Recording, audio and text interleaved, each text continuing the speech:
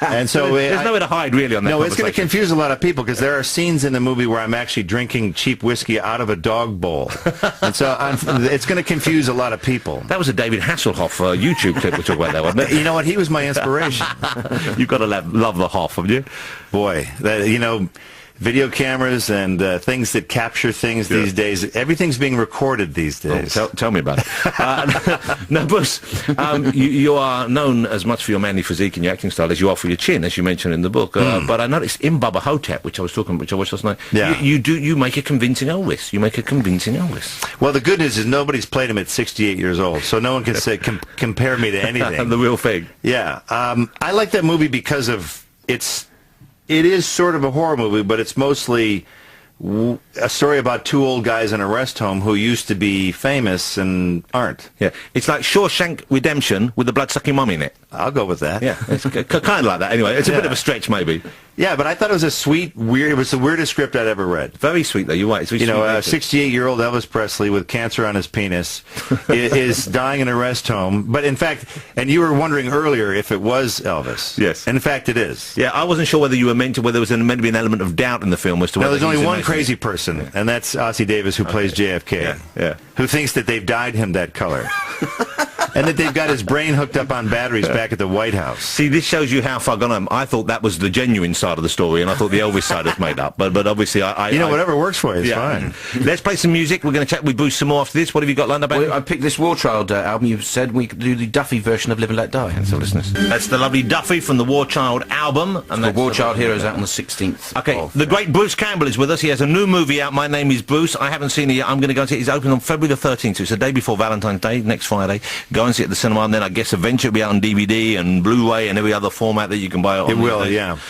Do you still... What do you like best about the acting profession, the acting life, the acting job? What's the most fun part of it for you, Bruce? I like getting myself in a situation where it's as creative as it can be. We're in a creative industry, and I don't mind working in the low-budget genre world because you're mostly left alone. Yeah. I had one boss on My Name is Bruce, Mike Richardson, and he likes movies. He's not an executive who's has an MBA, that he's pushing widgets around. Yeah. He really cares. So I'm trying to just live in that world, and then dip my feet into the Spider-Mans every so often. You go into the big movies occasionally, that's right. Yeah. I know you're talking about that because my wife's involved in the movie industry, and she's met a lot of very nice, very creative, very talented people, but she's also met some of the biggest idiots that walk the planet. She can't believe sometimes the things people say about what should and shouldn't be in a movie, and it does seem like the good movies seem to be made against tremendous odds. I mean, it's remarkable. Yeah, it is. I'm kind of amazed that Mamma Mia ever got made. If you really think of the pitch, like if you had to go in and pitch that project at Paramount, you'd probably get thrown out and escorted off the lot. And yet, huge hit. Multiple hundreds of millions of dollars. What? No, I'd like to see you in a film like that. Can you sing, Bruce? Well, I did a singing commercial for Old Spice. Oh, well, I did a lounge version of Duran Duran. That's good enough for me. Can we have a little burst of that now? It was the what's the song? It was Duran Duran's "Hungry Like the Wolf." Yes. Yeah. And this was the... that was me queuing you up. Yes, thank you. We did a lounge version, so it was... I forget the lyrics now. They paid me to remember them for about 24 hours. So short-term memory. Sorry, Duran Duran. All I remember is the bit that goes, "And I'm hungry like the wolf." Yeah, that's it. You see, we could do it together. Where do you live now, Bruce? Whereabouts in the world? I live in the wilds of Oregon. I have no cell service where I live. So that's up on the northwest Pacific just above coast. California. There's a big mountain range that keeps people away. And that's what you like. You have to get over the mountain, and only the hardy ones can get over. Are you getting curmudgeon in your old age? Is that what we're hearing here? I am, yeah. You don't like company? I could live on a mountain all by myself for the rest of my life. You sit on the porch with a rifle, making sure no one comes. No, it's not that bad. I'm the only American who does not own a gun. It's funny. My neighbors, I had a skunk that was coming in through the cat door and eating the cat food, and my neighbors said, "Well, just shoot it with your .22."